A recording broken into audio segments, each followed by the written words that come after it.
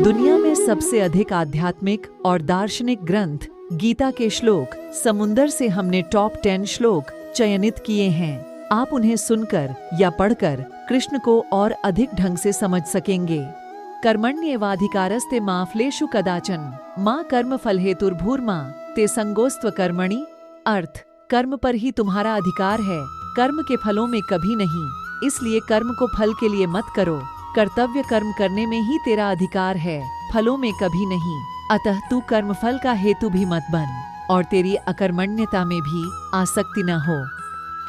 हे कौन्तेय अर्जुन, और निश्चय करके युद्ध करो। हतो वा प्राप्यसि स्वर्गम जित्वा वा भोक्ष्यसे महिम तस्मात् उत्तिष्ठ कौन्तेय युद्धाय कृत निश्चय। अर्थ, यदि तुम अर्जुन युद्ध में वीरगति को प्राप्त होते हो तो तुम्हें स्वर्ग मिलेगा, और यदि विजयी होते हो तो धरती का सुख पा जाओगे। इसलिए उठो हे कौन्तेय अर्जुन, और निश्चय करके युद्ध करो। कर्म में लीन रहा जाए। ध्यायतो विषयान् पुंसः संगस्तेषुपजायते संगात् संजायते कामः कामात् क्रोधोऽभिजायते। अर्थ, विषय वस्तुओं के बारे में सोचते रहने से मनुष्य को उनसे आसक्ति हो जाती है। इससे उनमें कामना यानी इच्छा पैदा होती है, और कामनाओं में विघ्न आने से क्रोध की उत्पत्ति होती है। इसलिए कोशिश करें कि विषयाशक्ति से दूर रहते हुए कर्म में लीन रहा जाए। मनुष्य खुद अपना ही का नाश कर बैठता है। क्रोधात् भवति सम्मोह, सम्मोहात् स्मृति विभ्रम, स्मृति भ्रंशात् बुद्धिनाशो, बुद्धिनाशात् प्रणश्यति। अर्थ, क्रोध से मनुष्य की मति बुद्धिद मारी जाती है, यानी मूढ़ हो जाती है, कुंद हो जाती है।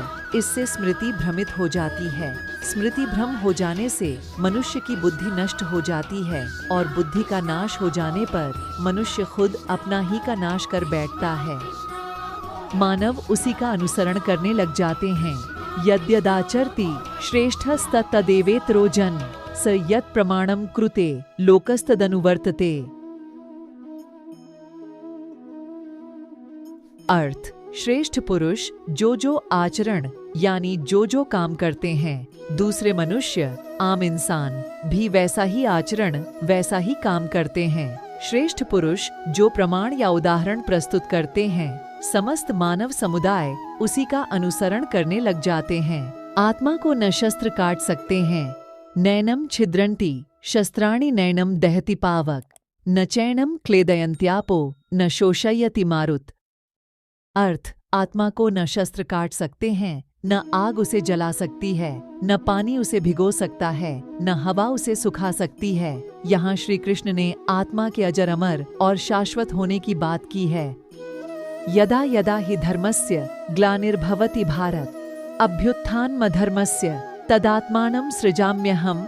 अर्थ, हे भारत अर्जुन, जब जब धर्म की ग्लानि हानि यानी उसका क्षय होता है और अधर्म में वृद्धि होती है, तब तब मैं श्री कृष्ण धर्म के अभ्युत्थान के लिए स्वयं की रचना करता हूँ, अर्थात अवतार लेता हूँ। युगों युगों से प्रत्येक युग में जन्म लेता आया हूँ। परित्राणाय साधूनाम विनाशाय च दुष्कृताम धर्म संस्थापनार्थाय संभवामि युगे युगे।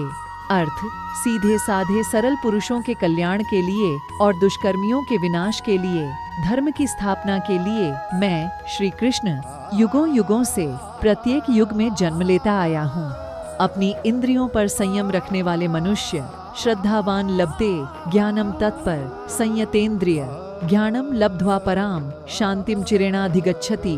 अर्थ, श्रद्धा रखने वाले मनुष्य, अपनी इंद्रियों पर संयम रखने वाले मनुष्य साधन पारायण हो अपनी तत्परता से ज्ञान प्राप्त करते हैं, फिर ज्ञान मिल जाने पर जल्द ही परम शांति को प्राप्त होते हैं। सभी धर्मों को त्याग कर सर्वधर्मान परित्यज्य मामेकम शरणम व्रज अहम त्वाम सर्व पापेभ्यो मोक्षयिष्यामि मा शुच्य। अर्थ, हे अर्जुन, सभी धर्मों को त्याग कर अर्थात हर आश्रय को त्याग कर केवल मेरी शरण में आओ। मैं श्री कृष्ण तुम्हें सभी पापों से मुक्ति दिला दूंगा, इसलिए शोक मत करो।